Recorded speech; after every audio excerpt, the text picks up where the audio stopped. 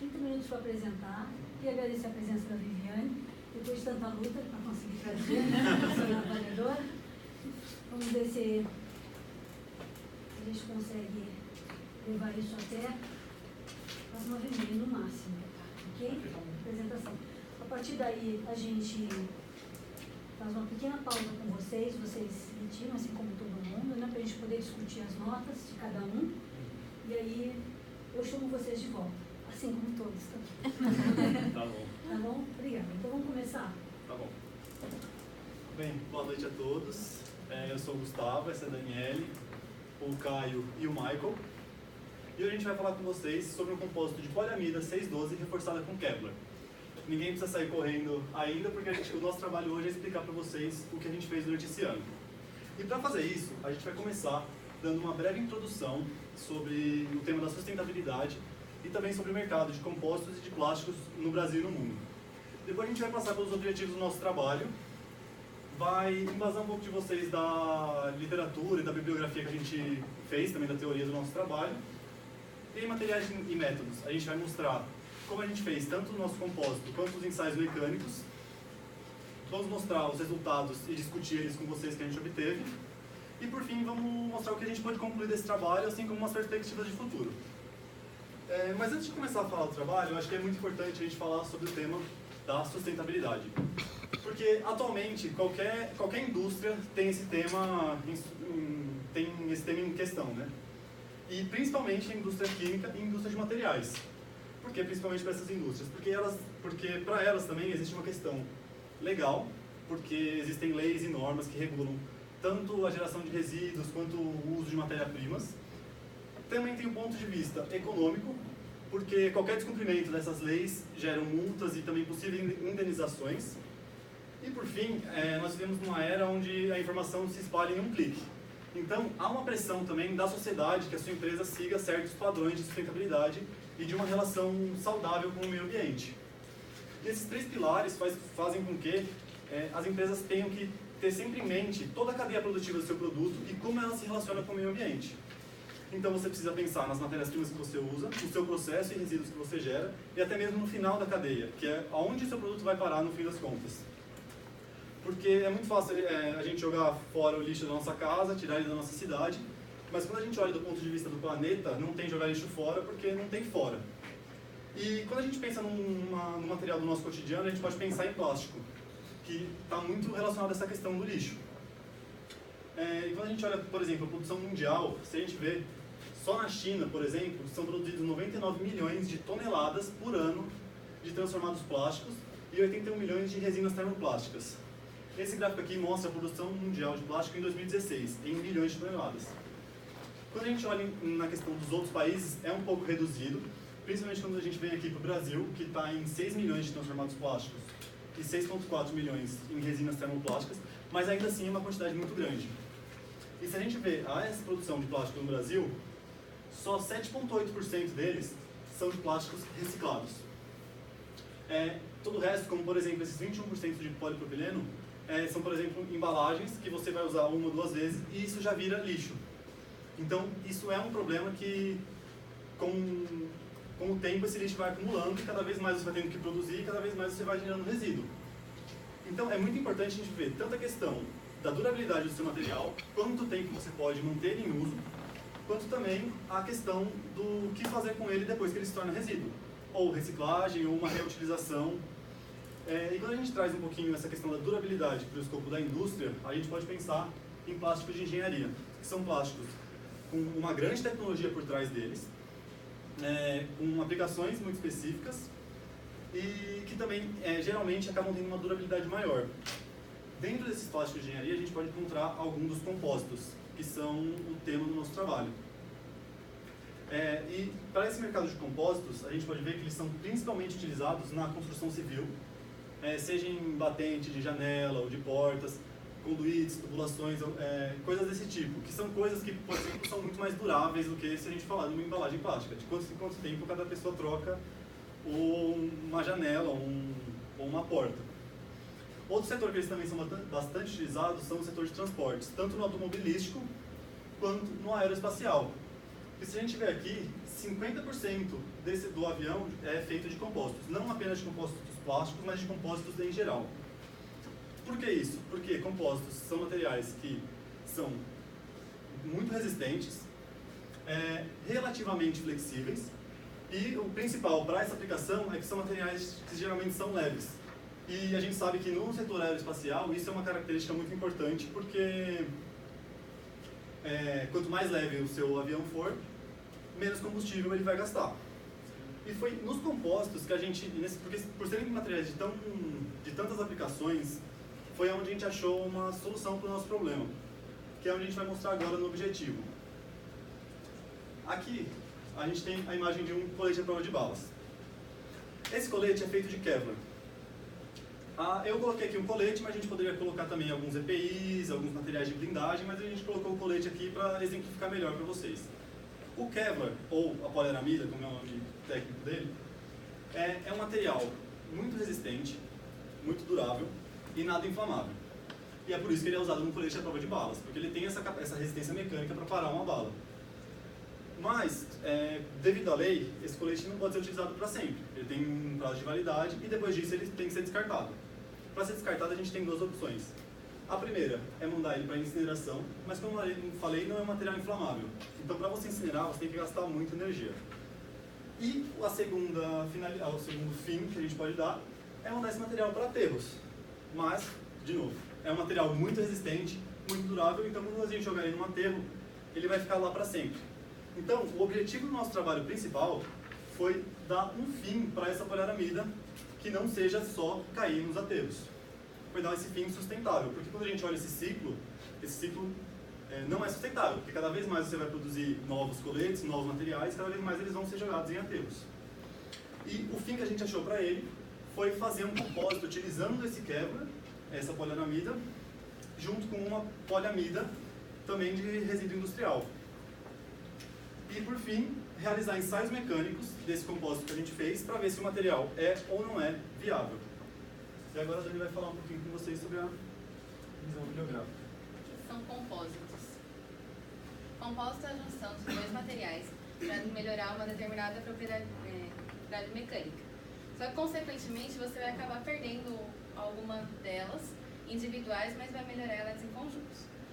Ela é feita de fase matriz e fase dispersa. O que vai variar de uma para outra é quanto que essa fase dispersa está concentrada, o tamanho dela, a forma, a distribuição e a orientação. Essa fase dispersa ela pode ser em fibras, que ela pode ser fibras contínuas ou fibras curtas. As contínuas podem ser longas. Se eu aplicar uma tensão numa direção longitudinal, ela vai ser melhor do que aplicar uma tensão numa direção transversal. Já enquanto as fibras curtas, tanto elas alinhadas ou randômicas, ela não vai ser tão boa em uma única direção, mas em todas as direções ela vai ser melhor. No nosso trabalho, a gente utilizou a fase dispersa, a poliaramida, para dar um fim sustentável a ela. E a fase matriz, a gente usou a poliamida 612 resíduo também. Utilizamos ela também porque é da mesma família da poliaramida, então facilitaria a compatibilidade. A poliamida ela é um material plástico de engenharia muito utilizado pela sua facilidade de conformação, igual aos termoplásticos. Ela pode ser extrudada ou injetada em geometrias muito específicas. E ela pode também ser prensada. Ela é um material muito resistente quimicamente, por isso que é utilizado em combustíveis. E o problema dela é que ela é higroscópica. A poliaramida, como já foi dito, ela é utilizada em colete da prova de bala porque ela é muito resistente ao impacto. Ela pode ser utilizada em tubulações como reforço ou como IPIs, tanto para abrasivos como para temperatura. Ela possui essas propriedades, por causa que na sua estrutura possui raras falhas. E aqui tem um exemplo de TGA, que é um teste para caracterizar esse Kevlar ou poliaramida, que é exposto a uma determinada massa à temperatura e vai vendo quanto vai se perdendo. Ela começa a se decompor acima de 500 graus. Bom, e agora depois de vocês já terem uma ideia de como é o que é um compósito e quais foram as matérias-primas que a gente utilizou, está na hora de eu explicar para vocês um pouco como que o grupo colocou a mão na massa. Como foi feito esse compósito? Como foi feita a união desses dois materiais? Primeiramente, utilizando a poliamida 612, como já foi falado, já veio de um processo de reutilização, já veio de um processo de extrusão, ou seja, ela já foi processada, estava fora da especificação, então o grupo resolveu utilizar para tentar dar um fim a esse material que seria descartável. Devido à sua alta absorção de umidade, tivemos que secar ela numa estufa de circulação de ar forçada a 100 graus por 2 horas. Por que retirar a umidade desse compósito é importante? Porque todas as conformações eram feitas a quente. Essa conformação a quente poderia gerar vapor d'água com essa umidade, e esse vapor d'água poderia ficar preso na estrutura e causar falhas que, na hora de testar, dariam falsos resultados que poderiam confundir a conclusão do compósito. A umidade em si ela nem era tão alta, era aproximadamente 4%. Mas mesmo assim o grupo resolveu retirar toda essa umidade possível para melhorar o máximo possível o compósito no caso. Além da poliamida de reuso, também foi utilizado Kevlar, também de reuso, onde a gente pegou o resíduo do processo da DuPont de produção e utilizamos as fibras longas e realizamos o corte manual mesmo das fibras curtas em aproximadamente 3 milímetros de comprimento. Esse comprimento nem seria tão ideal assim para fazer fibras curtas, o grupo queria tentar fazer melhor, mas devido ao mecanismo de corte, que foi corte manual, acabamos não conseguindo melhor que isso. E com essas duas variações de fibra, realizamos também uma conformação de 4 compósitos, variando concentração e o comprimento da fibra. Então, tanto para a fibra longa quanto para a fibra curta, utilizamos concentrações de 1 e 5%. Vale lembrar que as fibras curtas foram dispersas aleatoriamente no nosso compósito e as longas tiveram uma direção controlada. Além de todo o processo de conformação, fizemos um processo de conformação na poliamida natural, também sem fibra, para comparação, porque não adianta a gente ter o compósito, testar e não ter um zero para comparar.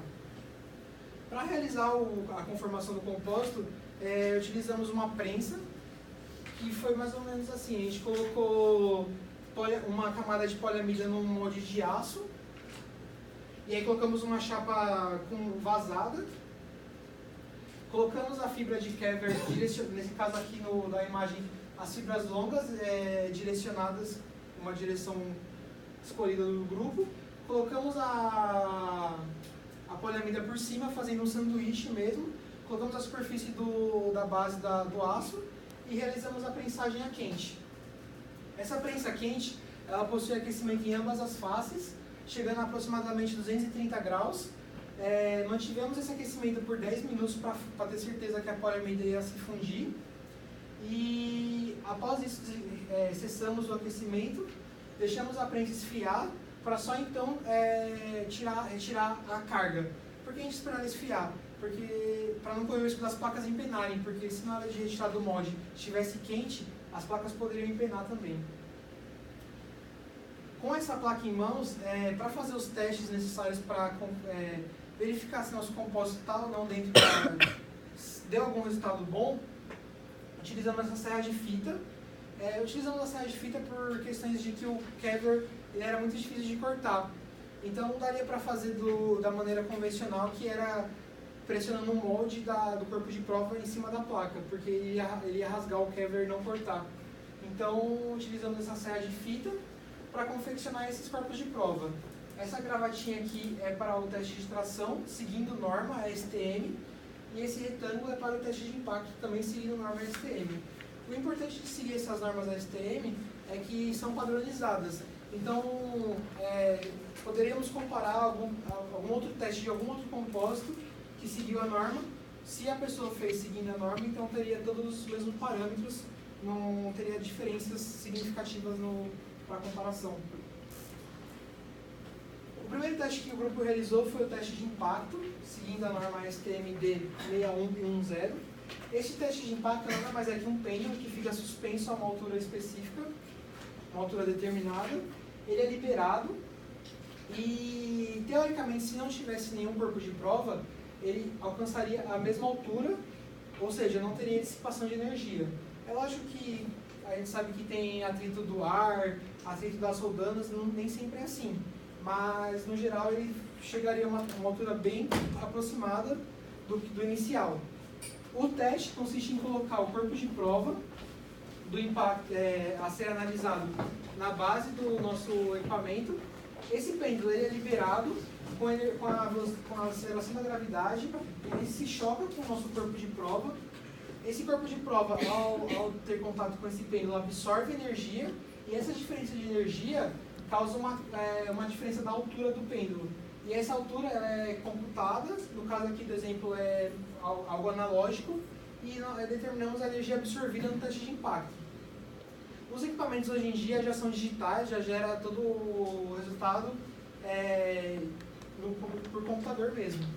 Para realizar o impacto, a gente utilizou inicialmente um pêndulo de 25 joules, que é comumente usado em testes de polímeros na indústria automotiva, porém não obtivemos resultados legais, então tentamos utilizar o pêndulo de metal da Mauaco com 300 joules.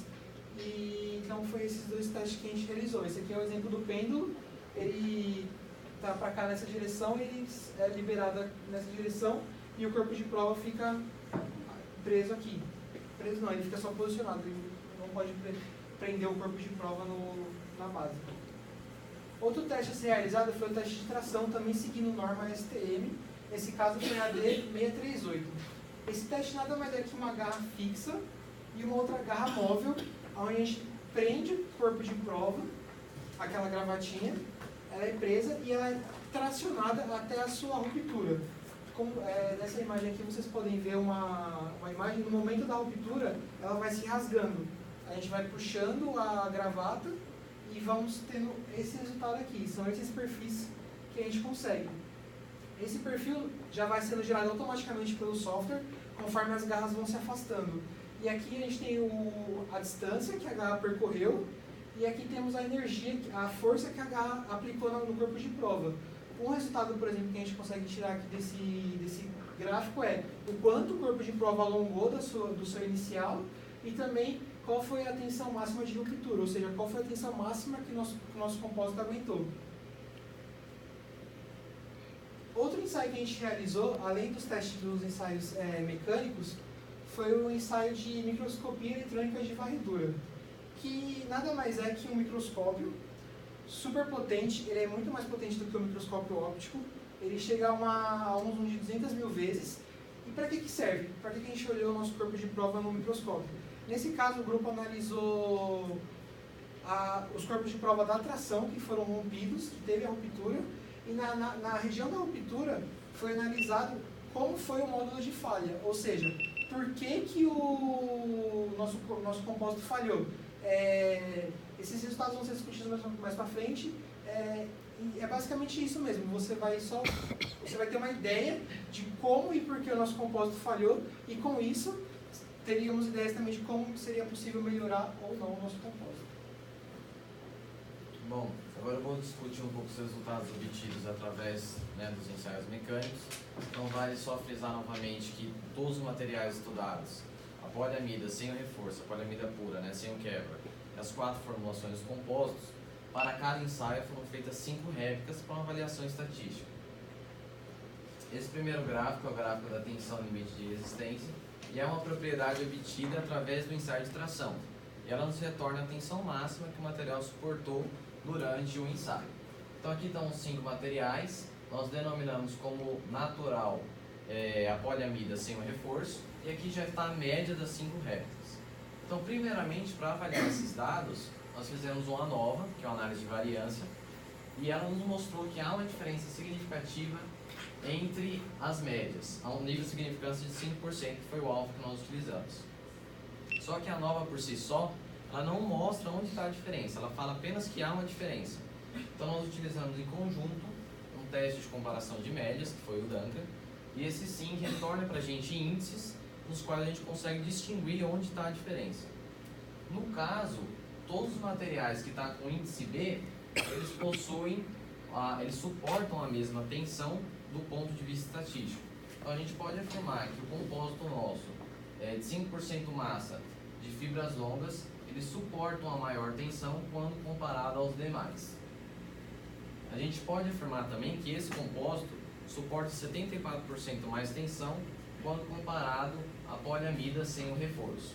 E isso vai de encontro com a teoria, né? Então, assim, o compósito de fibras longas, quando tensionado na mesma direção da fibra, eles suportam maior tensão. Embora não tenha sido visto isso no compósito de 1% massa de fibras longas, porque a gente acredita que essa é uma concentração muito baixa de fibras para conferir uma propriedade de reforço para o compósito. Esse outro gráfico é o gráfico do alongamento máximo, também é uma propriedade obtida através do ensaio de tração. E da mesma forma como anteriormente, nós realizamos uma nova, que evidenciou que há uma diferença, seguida do teste Duncan, que provou para a gente que a poliamida sem reforço, ela se alonga mais comparado aos compósitos. Isso fica mais nítido nessa imagem, onde esse primeiro corpo de prova é a poliamida sem reforço e esses são os compósitos. Então fica nítida a diferença do alongamento. Também indo de encontro com a teoria. Conforme a gente adiciona as fibras à poliamida, as fibras restringem esse alongamento. Além disso, elas tornam o material mais rígido e também impede que ele se alongue durante o ensaio. Quanto ao ensaio de impacto, segundo a STM que nós seguimos, que foi a D6110, os resultados só podem ser considerados válidos, só podem ser considerados passíveis de comparação se há a ruptura dos corpos de prova. No nosso caso, esses são os corpos de prova, não houve a ruptura de nenhum deles, então a gente não pode afirmar se houve uma melhora ou piora na resistência ao impacto. A única coisa que a gente consegue afirmar desse ensaio é que mesmo adicionando fibras ao compósito e tornando-o mais rígido, ele aguenta uma energia de impacto de 300 joules, que foi o pêndulo que nós utilizamos aqui na Mauá. Quanto ao MEV, nós utilizamos o corpo de prova do ensaio de tração rompido. Tá? Essa imagem aqui é do compósito com 5% massa de fibras longas. Então o que a gente pode tirar desse ensaio? Então a gente percebe que a poliamida formou essa capa sobre as fibras de Kevlar. O que isso significa? Que o nosso processo de conformação do compósito, que foi a prensagem, ainda não está adequado. O ideal seria que a poliamida permeasse entre as fibras de Kevlar. Outra conclusão que a gente pode tirar são essas manchas brancas aqui, que é uma resina sobre a superfície do Kevlar. Isso também pode ter impedido, atrapalhado a aderência entre a fibra e a matriz. Essa outra imagem é do compósito de 1% massa de fibras longas, e aqui a gente observa o efeito do pull-out, que nada mais é que as fibras não aderida, né, escapando aí da matriz. Então a gente percebe esse vão entre a fibra e a matriz. Isso mostra mais uma evidência que não houve uma aderência adequada entre a fibra e a poliamida, entre o Kevlar e a poliamida. Para melhorar esse efeito, o ideal seria que a gente tratasse essa fibra antes da conformação do compósito, então arrumasse alguma forma de tirar essa resina sobre a fibra, ou ainda utilizar de algum agente compatibilizante. Bom, para fechar com a conclusão, nós conseguimos então conformar o nosso compósito, fizemos os cortes dos corpos de prova seguindo normas da STM para a realização dos ensaios mecânicos, realizamos os ensaios mecânicos, chegamos à conclusão que o melhor compósito dentre as formulações estudadas é o compósito de 5% massa de fibras longas. Ele apresentou uma maior resistência mecânica em detrimento do alongamento, que já era esperado, mas ainda a gente pode avançar um pouco mais, visto que o MEV mostrou que a aderência entre as partes, né, entre a fibra e a matriz, não está tão adequada. Quanto às aplicações do material, ele pode ser aplicado nos setores automobilístico, aeroespacial, setor de blindagem ou qualquer outro setor que exija uma resistência química, resistência à abrasão, que exige estrutura, né? Embora no escopo do nosso trabalho, não estava nenhum estudo de caso de uma aplicação específica. Aqui segue algumas das nossas referências bibliográficas. E eu queria agora, em nome do grupo, agradecer a presença de todos, amigos e familiares, agradecer aí ao longo do ano por ter nos ajudado, ter apoiado bastante, em especial a professora Ana Magda, por ter nos orientado aí ao longo do trabalho. Obrigado.